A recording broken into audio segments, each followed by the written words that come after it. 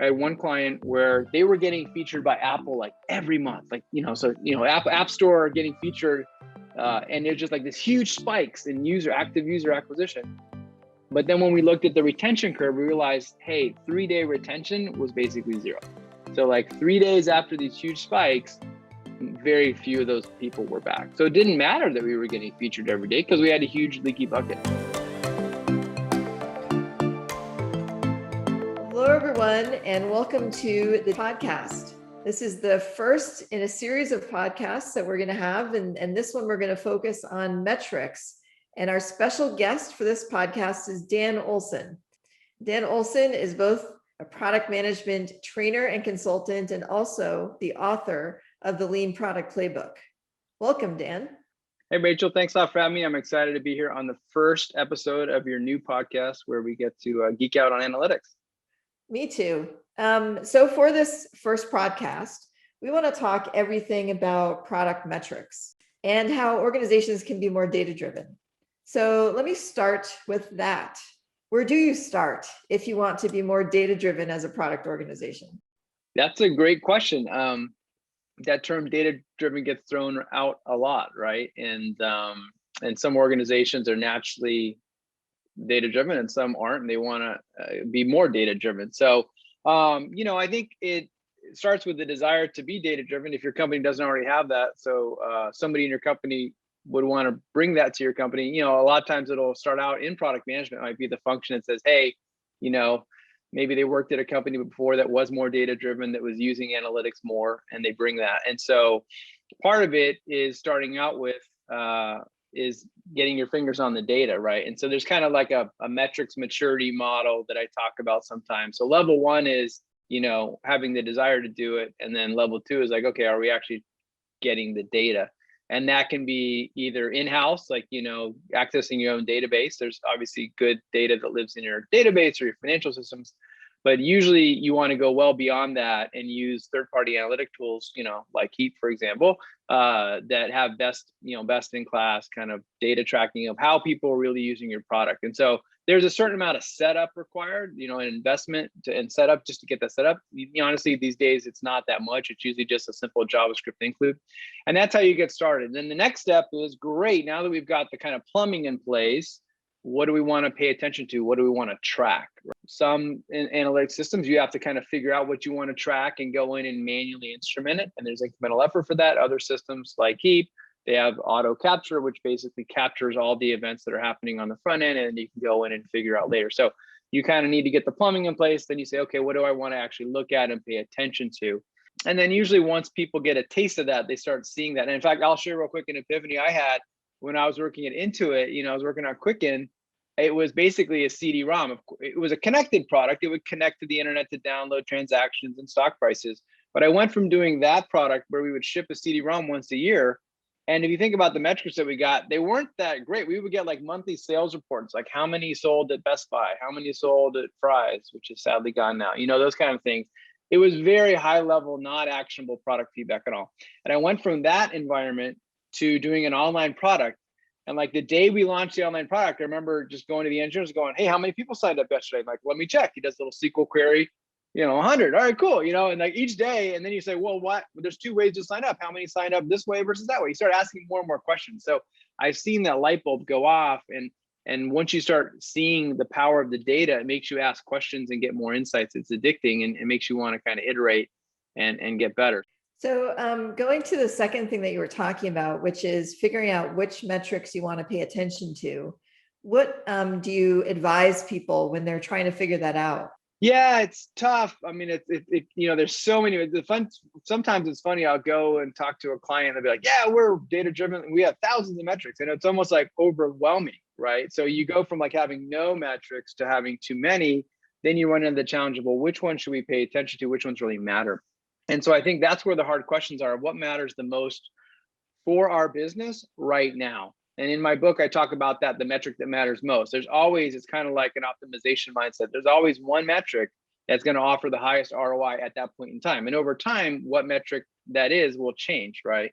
And, one of the frameworks I like to share a lot is Startup Metrics for Pirates by Dave McClure. The R right? And it's just the beauty of that framework is those 5 apply to every product and every business, right? It's a great high level topology to think about, any kind of detailed metric someone's going to bring up is going to fall into one of those 5 buckets, right? The one thing I like to say is for our friends that work in enterprise or B2B, referral tends to be the one that's a little less relevant for them, perhaps, or as important, but all the other ones are. Now, conversely, if you're working on some social, product or communication product or viral product, then the referral could be like the most important thing. So, but those all apply, and the way to think about that is, acquisition means how do you get someone, off the street who knows nothing about your product to your front door effectively, right? To your web page or to your app store page so that they could become a customer, right? Activation is the act of someone going from a prospect to being a customer. Then once they become a customer, however you define that, whether it's a credit card or an email, whatever it is, then they're using your product. That's where retention comes in. Like, we know, unfortunately, that people don't keep using our product forever. Some people never come back after their first use. Some people use it every day. Some people use it every month. You've got the referral, which is your current customers generating prospects for you by word of mouth, whether it's digital or non-digital. And then you've got revenue. By virtue of people using your product, you're generating revenue. So one of those might be more important than the other ones, right? So at a high level, you want to kind of pick those. And I do have a generally preferred order that I think makes the most sense. Now, this applies when you have a new product. When you're launching a new product, and I like to refer to the leaky bucket metaphor here to help visualize this, which is you've got a bucket and you're trying to pour water into the bucket. You're spraying this hose. Imagine like a garden hose, and you're trying to spray. And the idea is the water that gets in the bucket, those are people that you convert into customers, right? So the water coming out of the hose is like the prospects. You can think about the volume of that being, how many people are coming to visit your webpage, for example. And then whatever percentage of those make it into the bucket, that's your conversion rate. And then retention is, unfortunately, not all the water stays in the bucket. It leaks out over time when people don't come back, right? So, and unfortunately, everyone's got a leaky bucket. Even Facebook and Google and those guys, they have leaky buckets, right? It's just kind of natural. Nobody has 100% retention rate. What I like to explain, I like to ask people, hey, if you have a brand new product that you just launched, and you had to pick one, would you focus on acquisition first or conversion first or retention first? And I use that to illustrate this metric that matters most thinking. And, it's not necessarily true in 100% of the cases, but for most products, I would argue that the best order is to start with retention first, right? Because if you have a leaky bucket, and everybody starts with a leaky bucket with their V1 product, unfortunately, you can go spend all this time and effort on acquisition conversion, but it doesn't matter because then all the water is going to leak out, and I've worked with clients where, unfortunately, like I had one client where they were getting featured by Apple like every month, like, App Store getting featured, and there's just like this huge spikes in active user acquisition. But then when we looked at the retention curve, we realized, hey, 3-day retention was basically 0. So like 3 days after these huge spikes, very few of those people were back. So it didn't matter that we were getting featured every day because we had a huge leaky bucket, right? So you you want to get your retention shored up enough. And again, I'm not saying you're going to make it perfect, but usually starting with retention makes the most sense. Once that's kind of at the point of diminishing returns, then you want to switch to conversion rate optimization. And that's basically, again, your aim, like what percentage of people that are coming to our site actually become customers. Mm-hmm. And then acquisition, because then if you're spending, usually acquisition takes money, you're going to get a much higher ROI if your conversion rate has been improved and if your retention rate has been improved. So, for many businesses, that's the order. For new businesses, that's the order that matters the most: retention, conversion, acquisition, right? Again, if you're in the rare case that virality is very important, then by all means, you might just work on your viral loop first before you do anything else. That's kind of a corner case or exception, a certain class of products. And then once you're done with retention, conversion, acquisition, then you can turn your eye towards revenue. And that's where every business has to deal with retention, conversion, acquisition. They may define it slightly differently, but every business has to deal with those. Revenue is where now it gets specific with your business, basically. And so there's a whole other framework we can talk about later about revenue optimization. But so that's a long story, but that's like the general order that I've kind of realized I think makes the most sense in most cases. Gotcha. So retention, and then conversion rate optimization, which is kind of, it could be activation plus We didn't talk about activation much, but that's kind of a Well, I'll necessary. tell you why, because Yeah. basically conversion activation are synonymous, but it would spell accurate wouldn't sound as priority. So most people just call it conversion, but when Dave did the framework, it's called activation. It's like, how do you activate a prospect into a customer? How do you convert a prospect into a customer? I think they're pretty synonymous. So likewise, people use the term engagement. There's overlap with engagement and retention. They're not necessarily exactly the same thing, but that's kind of another synonym situation. So speaking of synonym situations, because I do find this a lot, that yes, there's overlap between engagement and retention. There's also the term adoption. Yes. No shortage of terms in the tech industry, right? Exactly. Yeah. So adoption. Yeah, exactly. Yeah. And I think that, again, that's another way of saying people are adopting your product, they're starting to use your product, they're becoming customers, right? And I think that usually that focuses, adoption is a nice way that usually in the product world means you're focusing on kind of the new user experience, right? Which I think in the last, several years, people realize how important this is, right? We have a whole new category of products that have emerged in the last several years that focus on guides, onboarding guides, basically the whole new product category, right? And as we know, like even earlier, like things that improve conversion and acquisition are how you talk about your product. It has nothing to do with the actual features or code. It's like, how do you talk about it can impact it. And then once someone's going through the flow, what's ease of use? What's the user experience of that flow, right? And is it long? Does it take a lot of clicks? Ask a lot of questions? Is it short? Is it reinforcing the value proposition? Do you get, if it's really short, then do you get to kind of the page or screen that demonstrates the value right away? Like, what's the time, to see the brand promise actually manifested in front of your eyes? Because if you think about it, you're putting in all this time and effort. You're filling out the form, going through registration, filling out the configuration, whatever. All that is work they're putting in. When do I get the value? So like time to first value is kind of a way to think about that helps with that adoption. So we've talked about all the good metrics. I'm sure we didn't cover them all. We covered a lot of ground. So let's say that you've defined your most important metrics and you have most of your metrics put together. How do you suggest people operationalize that across the organization? And that could be things like, how often are you reviewing them? Like, who are you sharing them with? Like all those, like, how is it more than just, hey, you're a product manager and you're looking at data to make decisions? And that's a really important part of it. If you want to grow up that metrics maturity curve, a big part of all these tools is transparency, right? In the old days, you would have like the centralized analytics group and you would go and fill out a TPS report and say, I need this report. And then they would go in their queue. And then like a month later, you'd get a canned PDF report. Here you go, right? This still happens in many organizations. I know it does. I know. But that's part of that maturity, right? So this is about self-service, democratization, and transparency, right? Anybody can get their fingers on the data, which is great. I mean, and I know HEAP has some awesome governance features so people can set stuff up. You have the people that can but I'm talking about consumption. Like I'm talking about visualization and consumption. So that's an important part of this is, having a tool that has that kind of capability, which all of them do. And then also dashboards, right? So once you agree, if we go through this process, you set up the plumbing, the instrumentation, then you agree as a group on what the key metrics are we need to focus on. Then you need to kind of set up the dashboard of the visualization. And as you said, like what's the frequency that we're tracking? Should we be looking at this daily, weekly, monthly, right? And sometimes the right answer is multiple time periods or different time periods for different metrics, right? So, and then you get people in the habit of looking at the dashboard. And so it's not like there's one town crier going, hey, conversion rate just took a big hit. Like several people should realize that on their own because they're looking at that dashboard.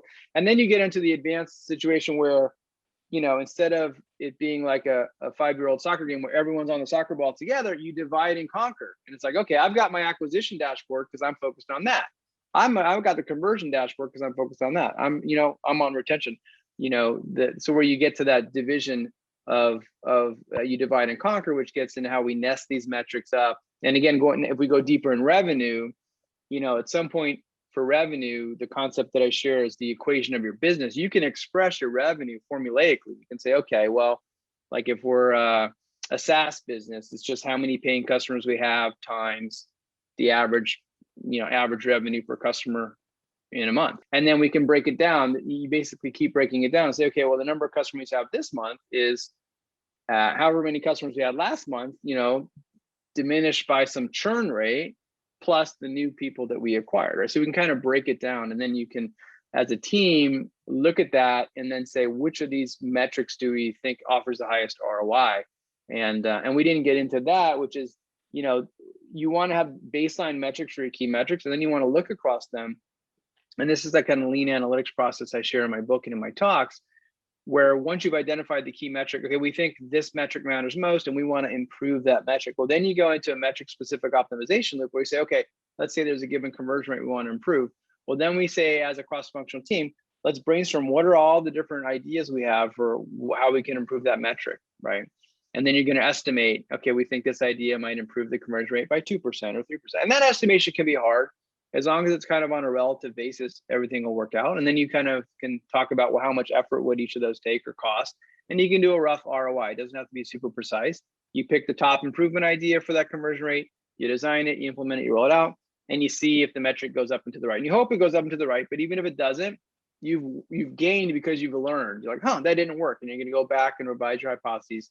And eventually you're going to find an idea. And especially when you first start, there's a lot of low-hanging fruit. It's like very exciting at the beginning because you're like, I didn't realize that was broken, and you don't know what you don't see, right? It's like and then you'll knock out the easy stuff, and then it'll get harder. And at some point, instead of continuing to work on that metric, it'll make sense to go back and say, okay, that one's pretty optimized. Well, let's go back. Like I was saying, retention, we might start with retention first, right? And spoiler is, like, retention is basically the most direct measure of product market fit. So if you have a new product, and you don't have a non-zero retention rate, just there's no point in doing anything else on conversion or acquisition, right? Just keep tweaking and iterating your product and talking to customers until you get to a non-zero retention curve, right? The terminal value, that means you're holding on to some water in your bucket. And from then you can work on conversion and acquisition. So there are a number of topics in there that I want to double click on. And so one of them was, you were talking about key metrics, and then you were also talking about how you move them. And I think we were getting a little bit into the world of KPIs and OKRs. And I know that there's a lot of confusion out there between KPIs and OKRs. So how do you think about them? Well, they're both TLAs. I think we got to acknowledge that, which is 3-letter acronyms. So there's plenty of those, again, in the tech world, right? So and in fact, I just had my friend Christina Woodkey has written one of the top books on OKRs, Radical Focus. The second edition just came out like 2 weeks ago. So if you're curious about OKRs, I would highly recommend her book. John Doerr also wrote a book on OKRs. So those are kind of like two of the top books on OKRs. But let's go back to KPI, because I think that's probably so KPI stands for Key Performance Indicator. It's kind of a fancy phrase. It makes a fancy acronym, but at the end of the day, it's basically like a key metric. Like performance means like what matters to us, and what would be a key performance indicator, like like revenue per user, or conversion rate or retention rate. Those would be KPIs, for example, right? So it's just like, what do we agree is a key metric that we want to track? OKR is a little more complex. It's objectives and key results. So it's not just like one thing. It's multiple things. So there's an objective that you're trying to achieve. Your objective, might be maximize revenue or decrease churn or something like that, and then your key results would be like, well, how would we know, what does success mean in that? I mean, and you might have a fuzzier objective, like let's make customers happier or increase customer happiness or whatever, right? And then the key results would be things like retention, NPS score, things like that. So the key results are meant to be like the brass tacks of how would you know, right? Which again end up translating down to some key metric that you're measuring, right? Although sometimes it can be more binary, like we need to launch on Android by March 1st. It's kind of Boolean at that, it's more binary. So sometimes with OKRs, it can be more binary. If you get more advanced in them, some people that do it in an advanced way want you to be able to score, did you do it or not? And again, the harshest is either you did it or you didn't. So it's like if you had a sales goal of 1 million and you came in at 950, you get no credit, right? And so then some people are like, that's not fair. So they do a prorated kind of credit scale on that. So at a high level, that's basically what those are and how they're a little bit different. So another one of the things you touched on was experimentation.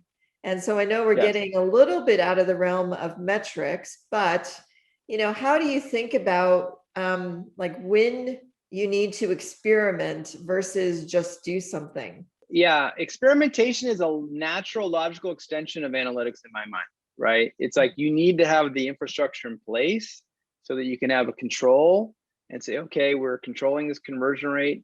Now let's try some stuff and try different experiments and see if we can move the needle in a statistical basis, right? So one of the key important concepts of experimentation is you have a baseline, you have like the current champion or the current status quo, and then you're going to try one or more. A, B implies A is status quo, B is the new thing, but you can, you can test multiple things at once. There are ways to do that. The idea then is, okay, let's say the conversion rate on our existing flow and user experience is 10%, and we run an experiment and the new one comes out at 10.5%. Is it really better or not? Is that noise or is there signal there, right? And so there's calculations like chi-squared that tell you based on the sample sizes, is it really statistically significant or not, right? The good news is most experimentation software, that's all baked in, so you don't have to worry about it. You can kind of run the experiment. So that's exciting. It's really exciting, and then the funny thing though, is when you get advanced in experimentation, I think many of us have heard about the Google experiment on the color blue used for the links and how they tried 42 different shades of blue and they found the optimal shade of blue, right?